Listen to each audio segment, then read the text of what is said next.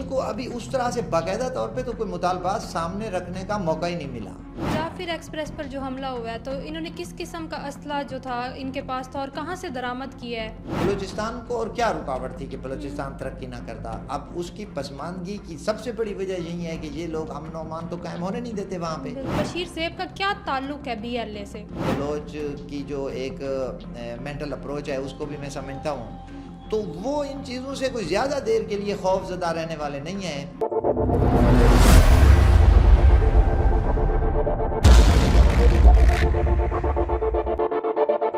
السلام علیکم، میں ہوں امائمہ، آپ دیکھ رہے ہیں south Punjab digital. B L A کا ماسٹر مائنڈ کون ہے؟ بشیر زیب آخر کون ہے اور کہاں سے آیا؟ جعفر ایکسپریس پر ہونے والا خوفناک حملہ، اس کے پیچھے کیا منصوبہ بندی کی گئی اور کس نے کی؟ آج ہم بات کریں گے بلوچستان کو ترقی کے نام پر تباہی کی طرف لے جانے والے گروہ کے بارے میں۔ ہمارے ساتھ عباس خان دشتی صاحب موجود ہیں۔ جی ہمیں بتائیے گا سر، بشیر زیب کا کیا تعلق ہے بی ایل اے سے؟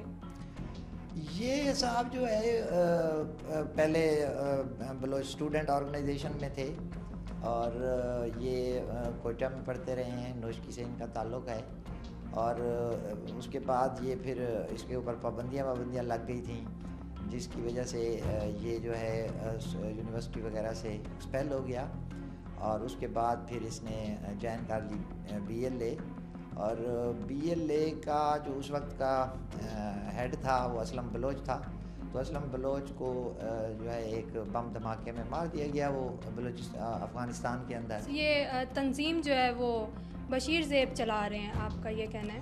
دیکھیں، جو اس وقت صورتحال ہے نا بلوچستان کے اندر، جو بھی ویسے تو 6-7 گروپس بنے ہوئے ہیں اس وقت جو یہ اس طرح کی مذموم کاروائیاں کرتے ہیں، ان میں سے جو اس وقت کہہ لیں کہ زیادہ ایفیکٹو نظر آتا ہے، جو زیادہ گھاتک قسم کا جو ہے وار کر رہا ہے گزشتہ کچھ دنوں سے ہم دیکھ رہے ہیں، تو وہ تو مجید بریگیڈ ہی ہے، اس کا بی ایل اے کا جو ایک گروپ ہے۔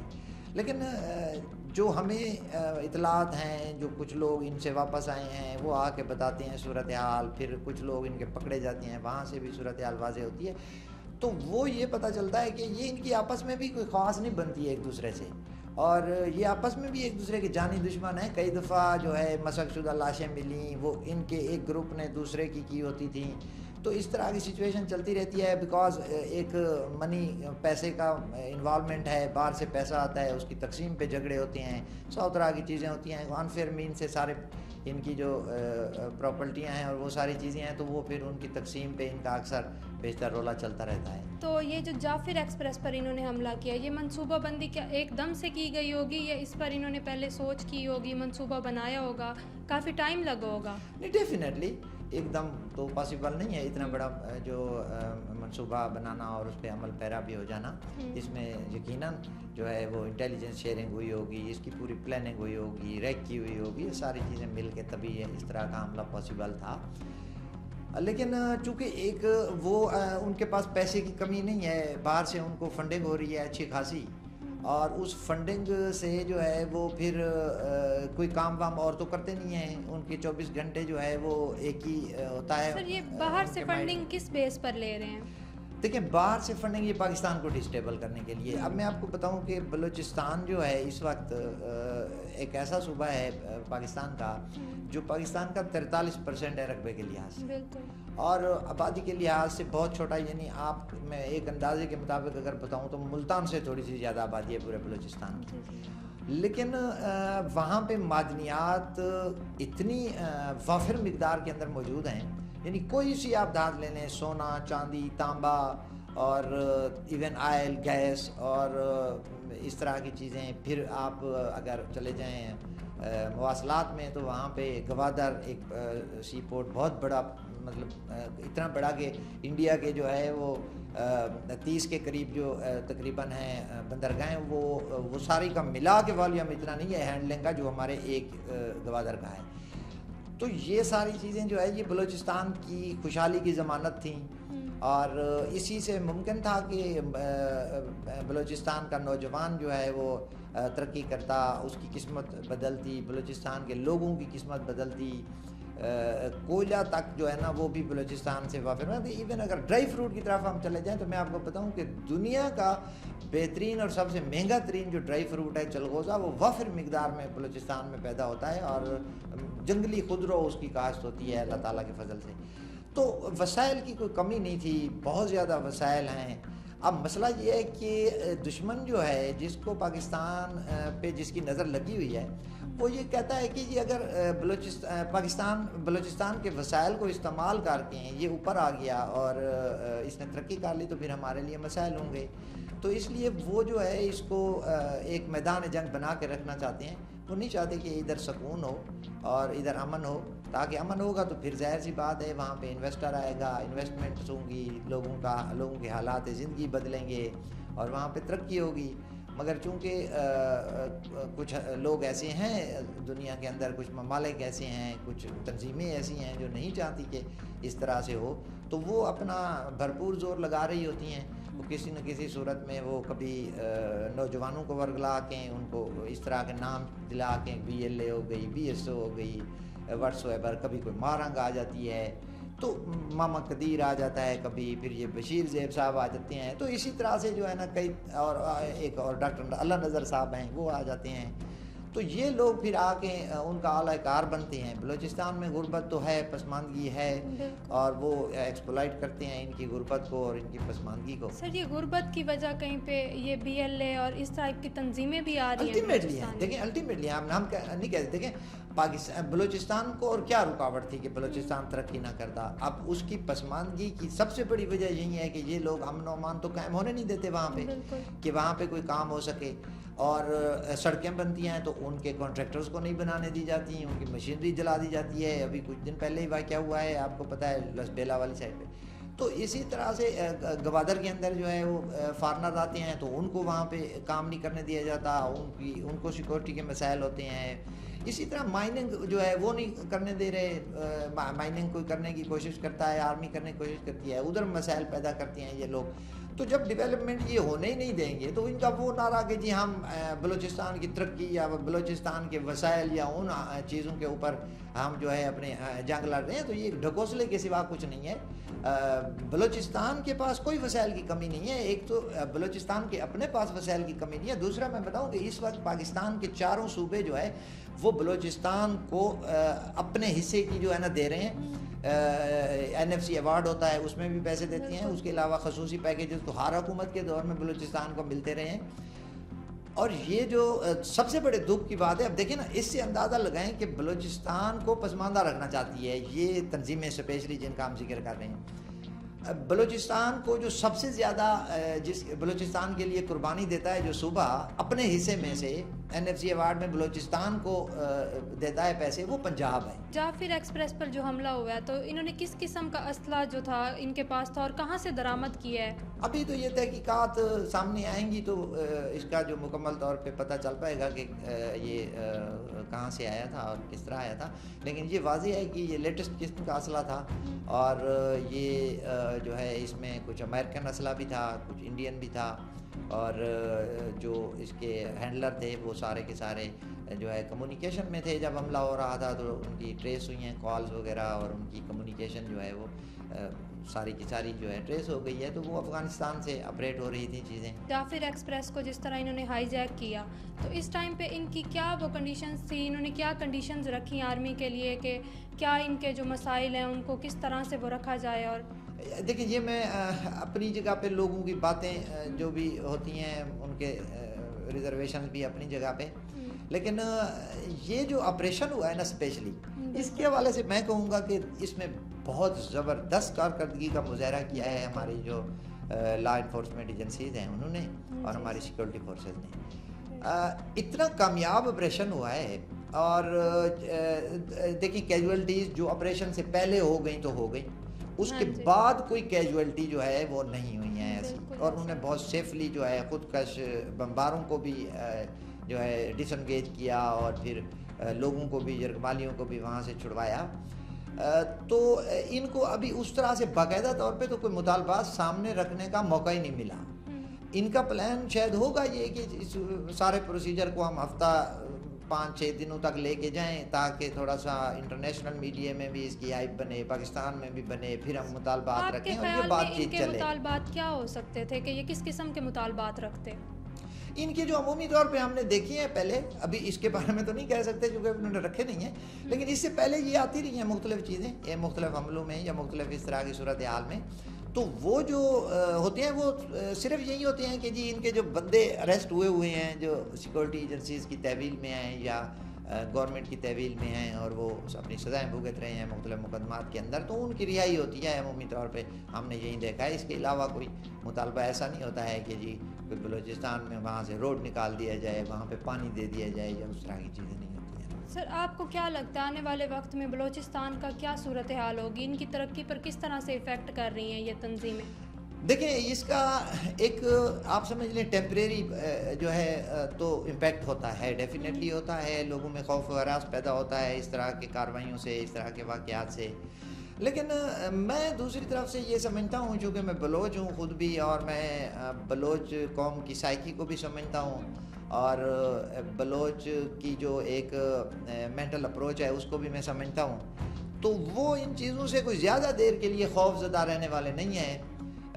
میرے لیے تو یہ بہت حوصلہ افزا بات ہے بلوچستان کا باشندہ ہونے کی حیثیت سے کہ میں یہ دیکھ رہا ہوں کہ آنے والے وقت میں ان لوگوں کی بلوچستان میں کوئی جگہ نہیں ہے. کیونکہ اب یہ ہوا ہے کہ ایک تو انہوں نے خود اپنے اقدامات سے لوگوں پر یہ عیاں کر دیا ہے کہ ان کا جو نعرہ تھا وہ بلوچستان کی آزادی یا بلوچستان کی ترقی یا ڈیولپمنٹ, تو وہ تو کہیں لوگوں کو نظر نہیں آیا ہے اب تک کی ان کی کارروائیوں سے. اور جو کچھ بھی انہوں نے اب تک کیا ہے وہ محض دہشت گردی, مار دھاڑ, خون خرابہ اور ملک کو نقصان, بلوچستان کو نقصان, بلوچستان کی ڈیولپمنٹ کو نقصان, سب کچھ اجاڑنے پہ انہوں نے کیا ہے. ابھی تک کچھ بنانے کی تو ابھی انہوں نے بات ہی نہیں کی, نہ ان کی باتوں سے کہیں یہ واضح ہوا ہے. تو بلوچستان کے لوگ سمجھتے ہیں, وہ ان چیزوں کو دیکھ بھی رہے ہوتے ہیں. پھر یہ تھا کہ میں دیکھ رہا تھا کہ جو بلوچستان کی میجر وائسز ہیں, جن میں بلوچ سردار ہیں, جن میں پارلیمنٹیرینز ہیں, ہمارے اسمبلی ہے, وہ لوگ ہیں, تو وہ لوگ ذرا کسی مصلحت کی بنیاد پہ یا کسی خوف کی بنیاد پہ ان کے خلاف آواز نہیں اٹھاتے تھے, ان کے خلاف بولتے نہیں تھے. مگر اب وہ بڑے مطلب ہے کہ برملا بولنے لگے ہیں, اسمبلی میں بات ہونے لگی ہے. ابھی ثناء اللہ زہری صاحب کے بھائی نے جو تقریر کی ہے وہاں پہ وہ آپ نے شاید دیکھی ہو. اس کے بعد عبد الرحمان خان کھتران صاحب نے اتنی زبردست تقریر کی ہے اور ان کے خلاف بڑا زبردست انہوں نے جو ہے اپنا موقف دیا ہے.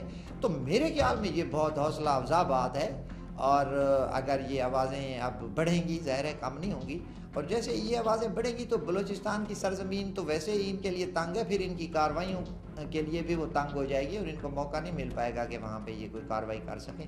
کیونکہ ابھی کچھ لوگ ہیں مقامی طور پہ جو ان کے ہینڈلرز ہوتے ہیں, جو ان کو سہولت کاری کا فریضہ انجام دیتے ہیں. ظاہر ہے وہ پیسوں کی وجہ سے, یہ ان کے پاس پیسہ ہے, ان کو پیسہ دیتے ہیں اور وہ کر لیتے ہیں. بٹ یہ اس طرح کی آوازیں جو میں دیکھ رہا ہوں تو میں اس سے بہت پر امید ہوں کہ آنے والا وقت بلوچستان کا ایک روشن مستقبل کا وقت ہے. سر, اور آپ کو کیا لگتا ہے ہماری سیکیورٹی فورسز کس طرح کا اس کے خلاف ایکشن لے رہی ہیں اور آگے مزید آنے والے وقت میں کس طرح لیں گی؟ ایکسیلنٹ اور اسپیشلی چونکہ جو ہماری اس وقت فوجی قیادت ہے, ہمارے چیف آف آرمی سٹاف ہیں اسپیشلی, ان کے میں ویژن کا ہمیشہ سے مداح رہا ہوں, اور انہوں نے جو یہ 3 چیزیں کی ہیں SICF میں, جس میں ایگریکلچر ہے, جس میں IT ہے اور جس میں معدنیات ہے, تو یہ جو ہیں یہ یقیناً پاکستان کی تقدیر فوری طور پہ بدلنے میں اس سے زیادہ بہتر چیز اور کوئی نہیں ہو سکتی تھی, اور اس پہ بڑی تیزی کے ساتھ عمل درآمد ہو رہا ہے. مائننگ چونکہ بلوچستان سے متعلقہ ہے زیادہ تر, یا KPK سے متعلقہ ہے, تو اس پہ بھی بڑا بھرپور کام ہو رہا ہے. اور سیکورٹی فورسز تو دیکھیں ان کا تو مرال ہائی ہے جی, ان کا مرال ہائی کیوں نہیں ہوگا. میں آپ کو بتاؤں کہ آپ اگر پچھلے سال 6 مہینوں کا ریکارڈ نکالیں تو جتنے بھی یہ لوگ آئے دہشت گرد جنہوں نے حملے کیے یا کچھ کیے, تو ان میں سے کچھ سوائے چند ایک کے بچ کر تو واپس نہیں گئے, سب ادھر ہی ڈھیر ہوئے ہیں اور مارے گئے ہیں.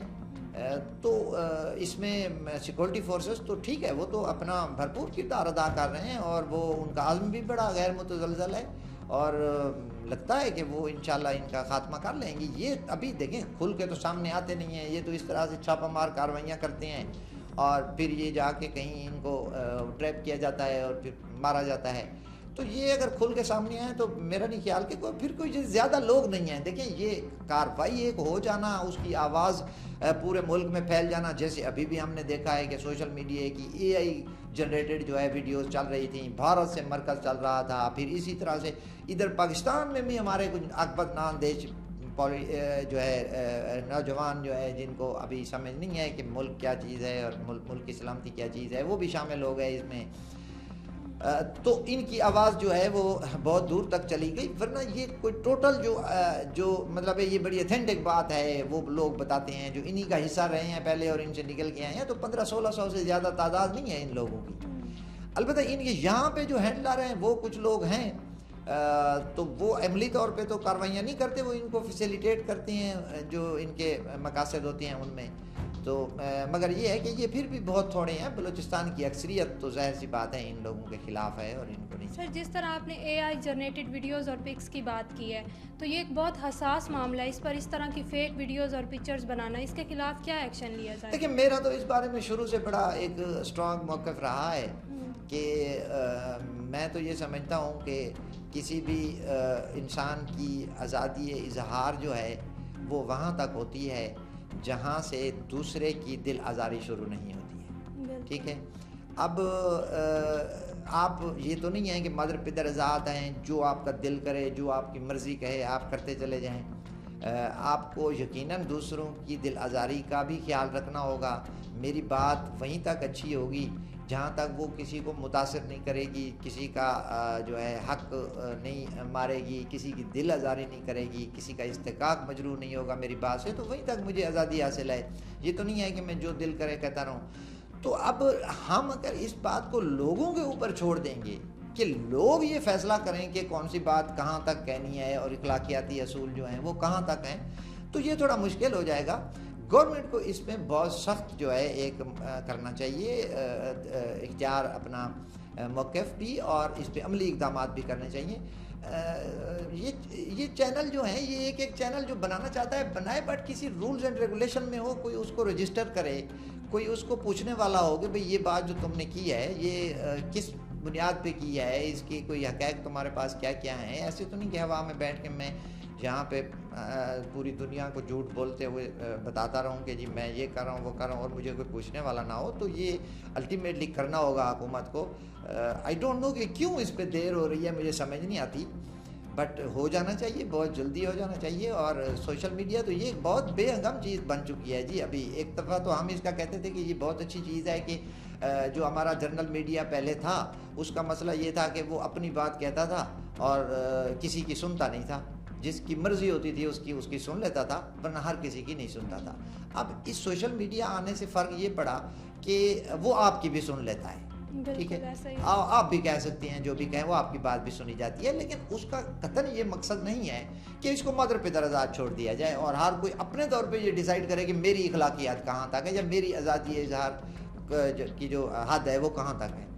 تو ہمیں بہرحال مسلمان ہیں, ہمیں خود بھی تھوڑا سا کچھ چیزوں پہ غور کرنا ہوگا, لیکن حکومت جب کرے گی کوئی قانون سازی کر لے گی اور اس کو ایک کسی ضابط قاعدے کے تحت لے آئے گی, تو میرے خیال میں وہ ایک اچھا اقدام ہوگا, اس سے بہتری کی توقع ہوگی. اور یہ جو ایک خام خواہ کا ایک شور و غوغا اٹھ جاتا ہے کسی بات کا اور اس کی حقیقت کچھ بھی نہیں ہوتی, تو ان چیزوں سے انشاءاللہ ہمیں نجات ملے گی.